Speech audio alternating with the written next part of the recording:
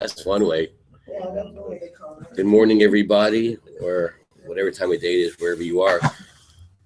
Just to remind us where we are, not existentially, but in the text, we're dealing with the fact that when Moshe commands the Jewish people, passing on the commandment from Hashem, that we're supposed to do battle with Midian. Now remember, Midian represents the forces of division, okay? The force which stems from the sense of being a something instead of a nothing. So Moshe says we're going to engage in Nikmat Hashem, the vengeance of Hashem. Now, the amazing thing about, of course, Kabbalah, and this is true with just Torah in general, every single nuance, every single letter, every single crown is significant. There's nothing which is arbitrary. The fact that it says Nikmat Hashem, the vengeance of the name Yud-Kei Vav-Kei, is of great significance. It could have said Nikmat Yisrael, which in fact, when God told Moshe, we're going to avenge the vengeance of Israel, but Moshe then says Nikmat Hashem, there's a reason for that. What's that reason? So that's what we're in the middle of explaining. And what we're trying to point out is the relationship between the name Yud-Kei Vav-Kei and the name Elohim. What's the difference between those two names? So yesterday, we talked about the fact that the name Elohim is associated with the world that we experience, which is a world of profound differentiation. And yesterday we pointed out that not only down here in this terrestrial world, we live in a world of almost by definition. Remember we talked about taxonomy, right? Everything has all kinds of different categories. Right? There's the inanimate, there is the vegetative world, there is the animal world, there is the human world. And then with each of those are myriads and myriads and myriads of subdivisions and categories. And every single thing has a name. And the Hebrew name by which something is known represents the divine life force, the specific chemical, use kind of an analogy, like water's H2O. Right? So stone, Evan, Aleph Bet Nun, a stone is Aleph Bet Nun, right? Those three letters and the way that they're written in that order represent the specific spiritual formula, which brings into the being the word Evan. That's why this is not something that we talk about or even that I know anything about, but Elisheva happens to be an expert in this, gets scared that if you know the secret of the Hebrew letters, Aleph Bet Nun, so you can tap into, just like in, for instance, genetic engineering. The only reason that we've been able to make, all these like foods now that nobody wants to eat, these genetically modified foods, is because once you understand the structure of the DNA, so then you can kind of manipulate things. There's the same thing. You got to be careful. You better be nice to Elisheva because she knows the spiritual formula. She knows that an Evan is Aleph Bet Nun. Once you know that an Evan is Aleph Bet Nun, a stone is Aleph Bet Nun, then you can do things to it, right? So, as a matter of fact, you see that chair over there? Yeah. That used to be a person, but he didn't smile one day and he was turned into a chair. The Ibn Ezra. Oh my God, that was good. Even Ezra, the word Estone. That was good. Wow, that was funny. So, okay. So, he was stone and then he was steadfast. There we go. He didn't go left or right. Beautiful. So, like El Capitan. So, now this is not only true, the Rebbe Rashab told us down here, but up in the spiritual world. We sort of tend to think of the spiritual worlds as like, okay, there's like the spiritual world. It's not true.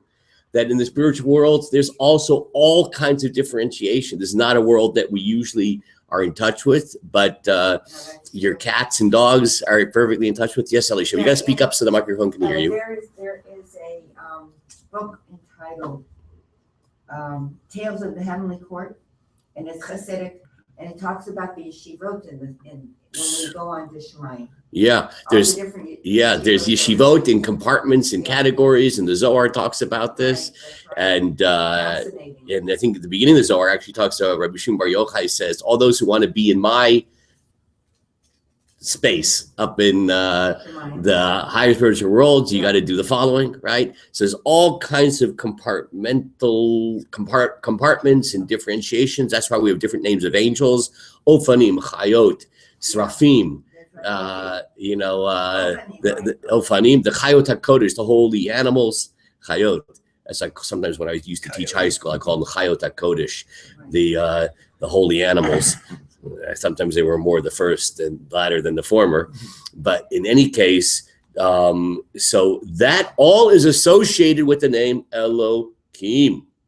So now we're on the top of, in Hebrew, on the we're on chapter 18, and we're on, in Hebrew, the second line from the top on page Kaf Gimel. Okay, and in the English, hang on one second. We're on the second page where it says, let's see here. Should be, hence there's a form of space. Hang on a second.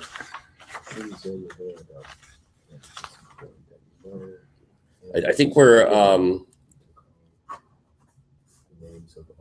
okay. I think all these variations are from the name Elohim. Okay, I think that's where we are. Okay, the Yadua, the Hashem hu hachayut. It's known that the name of God is the life force. Right?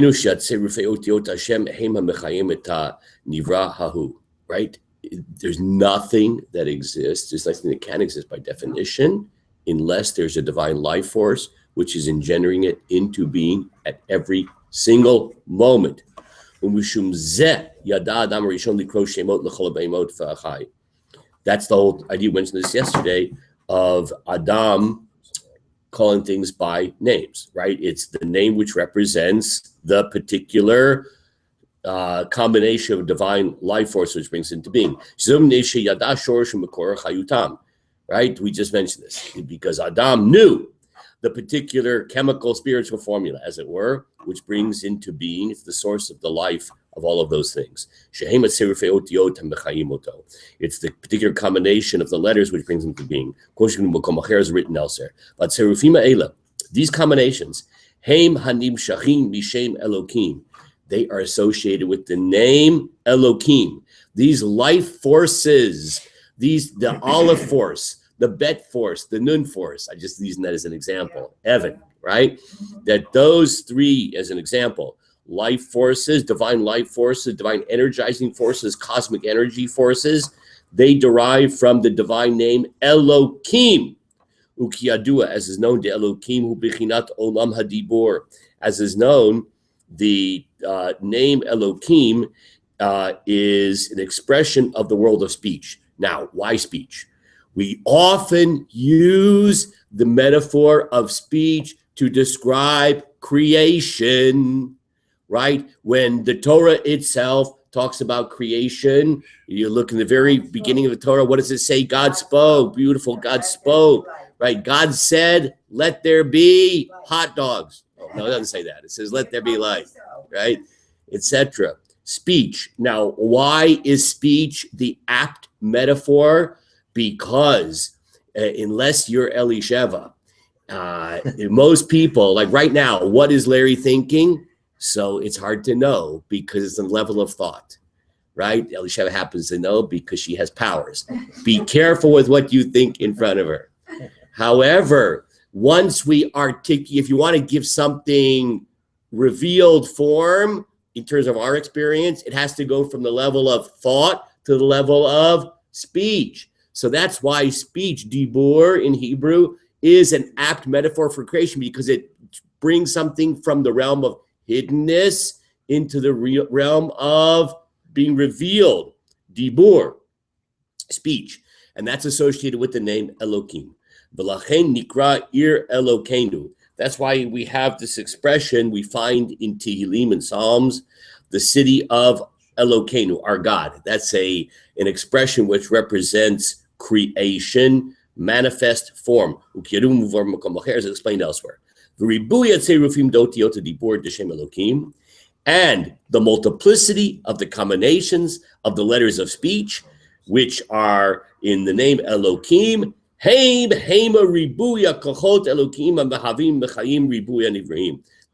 are the multiplicity of the divine forces, the kochot Elohim. He uses that word on purpose, the Eloki forces, right? The divine forces coming from Elohim, hamehavim umechayim, which bring into being and bring into life, vivify, ribuya nivraim, the multiplicity of creations, shehem mechulakim zemazeh, which are differentiated one from another, mitzad hitchalkut chayut, as a function of the differentiation of the different types of life forces which bring them into being, shemer tzurufim, which are the different combinations. Shekol echad mithaveh mitzaruf chayut miyuchad. Each one of those comes into being from a combination and unique life force. That's all associated with the name Elohim. Aval b'shem Havaya. But when it comes to the tetragrammaton, the four-letter name of God, Ketiv, it says, with regarding that name in the Torah, Hashem Echad. Now, that particular pasuk, that verse in the Torah, I hope it sounds familiar. Hashem Echad. Can anybody remember where that comes from? Yeah. The Shema. Shema Yisrael. Hashem Elokeinu. Hashem Echad. Creation has to flow when there is a divine life force which is associated with multiplicity. But what do we see with the name Yud Kei Vav Kei? Shema Yisrael Hashem Elokeinu Hashem Echad. Here is our Lord God. The Lord is one. Yud Kei Vav Kei is oneness. Shelamalami B'chinat Hitchalkut, that transcends differentiation. So the name Yud Kei Vav Kei does not represent the life force which brings into being multiplicity. It's associated with transcendent oneness. For that you need Elohim, the Drafka B'Shem Elohim Shu Amakor. That particularly the name Elohim, which is the source, Hamahaveh et Anivraim B'Foal, which brings into being created things in actuality. And look at how things are so precise. Can anybody tell me the first three words of the entire Torah? The first three words in Hebrew. It's right there in the beginning. You looked ahead. Breshit bara Elohim. In the beginning, God created. Now, I guess it wasn't such a hard question. So isn't it funny that what's the name of God, which there is in the first three words of the Torah which describes creation? Breshit bara Elohim. Why that name of God? It could have said Breshit bara Hashem. No, because Elohim is the name which is associated with speech, right? Manifestation of creation. Therefore, expression of multiplicity. Of course, speech is made out of the 22 letters of the Hebrew alphabet, which each one represents a different divine life force, and the combination of those life forces spring into being. It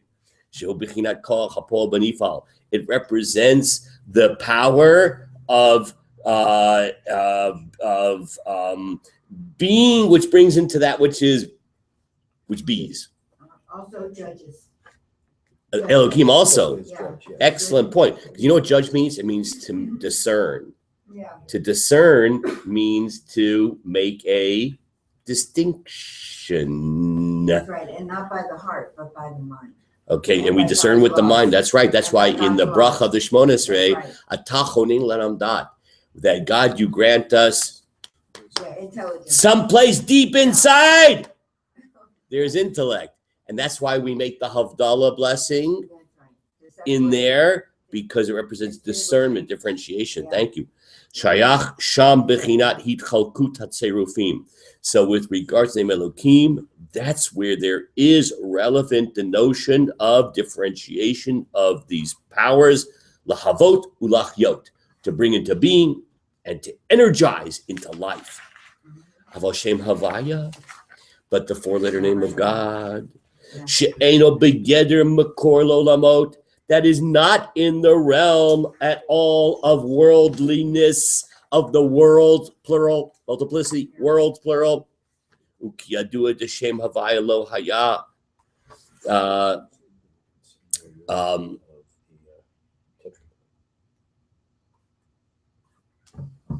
Afilu lo hitavut anivrim befall, that the name HaKadosh Baruch Hu, Yud Kei Vav Kei, Yud Kei Vav Kei is not associated with the bringing into beings, created beings at all. Ki kol echad al yedei Shem Elokim dafka. Kim al yedei Shem Elokim dafka, but rather through the name Elokim. Ulazot Hashem Havaya Hulamad B'Kinat Yichalkut. So therefore, we see the name Yud Kei Vav Kei is above the notion of differentiation. B'Kinat Hashem Echad. It is rather on the level of Hashem Echad. Hashem is one. You know what? There's that's the end of the chapter. Yeah. But you know what? There's a custom. You never end at the end of the chapter. Let's read the first few words at the beginning of the chapter. Of course, we'll go back and do it again next week. So chapter Yud Tet, Omnam Adain Ein Zemuva. However, this is still not completely understood. Oh, let's end there. That's a good place to end. It's not, Okay. because Yud Kei Vav Kei also represents God's mercy. Okay, very good. It's also associated with creation, and we'll see how that plays itself out. Bezrat Hashem on Monday. Bezrat Hashem. Oh no, what are we gonna do? The cops won't be here. They can join us. And Larry's-